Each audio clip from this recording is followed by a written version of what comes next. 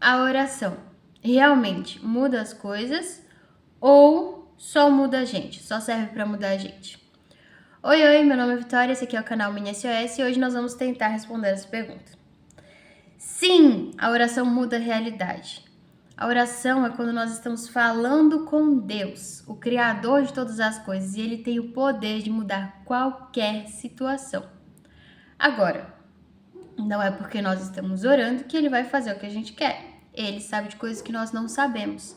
E nós temos que estar preparados para o sim de Deus, para o não de Deus, para Deus fazer em partes o que nós queremos, ou fazer totalmente, mas não na hora que a gente quer, ou não fazer absolutamente nada do que nós estamos pedindo, porque Ele sabe o que é melhor. Então, a primeira coisa que a gente tem que ter em mente é que Deus é bom e que Ele só faz coisas boas, e que nós devemos confiar nele, e Ele sabe o que é melhor. Ponto. Mas orar faz muito bem pra gente. Inclusive, só o fato da gente falar com Deus já nos ajuda com a nossa saúde, sabia?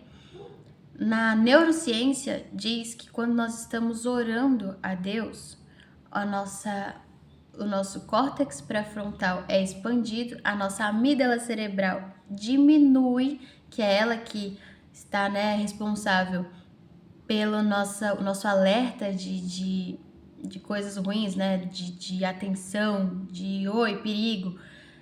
Quando ela está inchada, nós estamos com ansiedade muito alta. E aí, quando nós estamos com a amígdala cerebral inchada, o nosso córtex pré-frontal ele é diminuído. E quando ele é diminuído, nós temos dificuldade de pensar e raciocinar as coisas.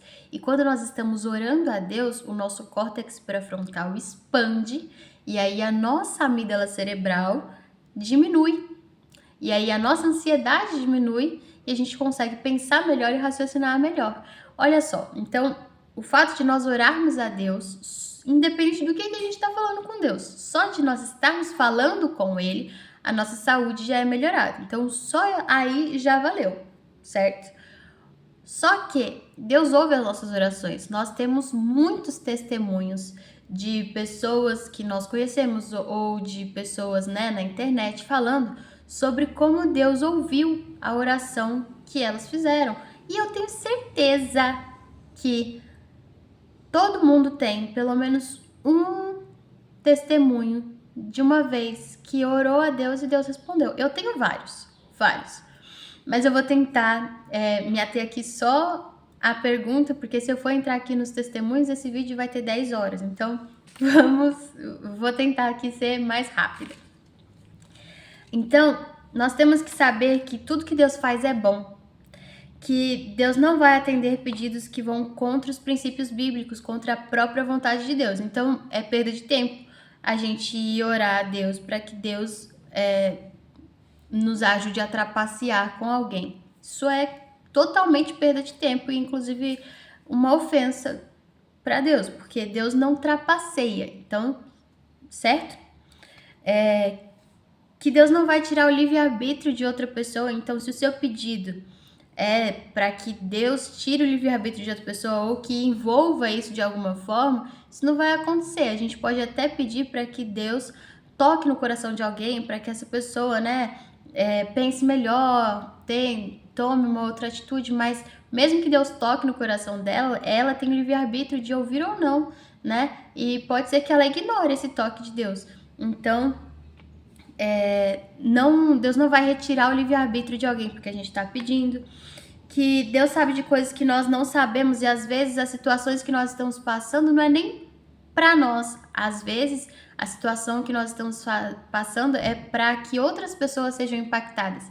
E eu vou dizer uma coisa para vocês: gerar um testemunho dói e dói muito, tá? Então, às vezes nós estamos gerando um testemunho, existe um propósito nessa dor e aí Deus não vai nos tirar dessa dor enquanto o propósito não for alcançado. Então, às vezes nós vamos passar por situações difíceis, mas nós temos que ter em mente que nós somos ferramentas na mão de Deus para alcançar outras pessoas também e para que o propósito dele seja alcançado. Então, às vezes, a nossa oração não vai ser ouvida no momento que a gente quer porque ainda não é a hora, certo?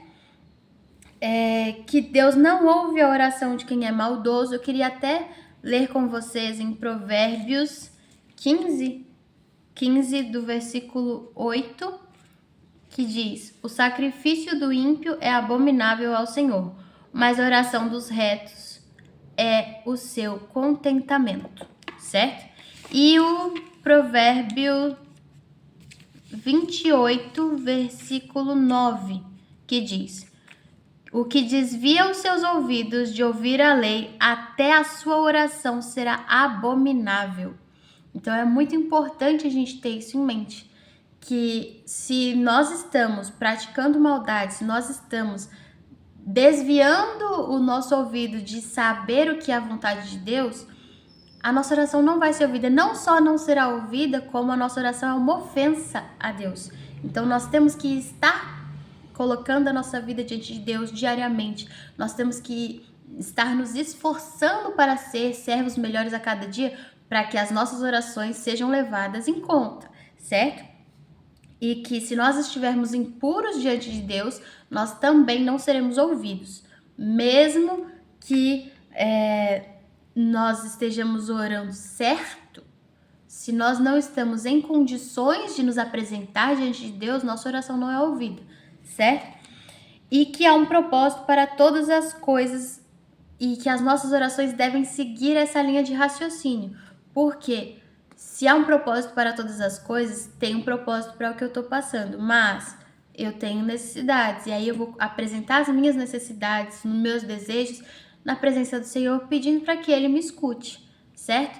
E que agradecer é tão ou mais importante quanto pedir. Então, com o mesmo coração derramado, com a mesma intensidade que nós usamos para pedir ao Senhor, que nós possamos agradecer as coisas que Ele já tem feito por nós. Amém? Que nós possamos ser pessoas melhores, que nós possamos orar melhor a cada dia e que nós possamos caminhar juntos nessa caminhada da vida, que nós possamos ser servos melhores para o eterno e possamos crescer juntos. Amém? Um beijo, tchau, tchau e até a próxima.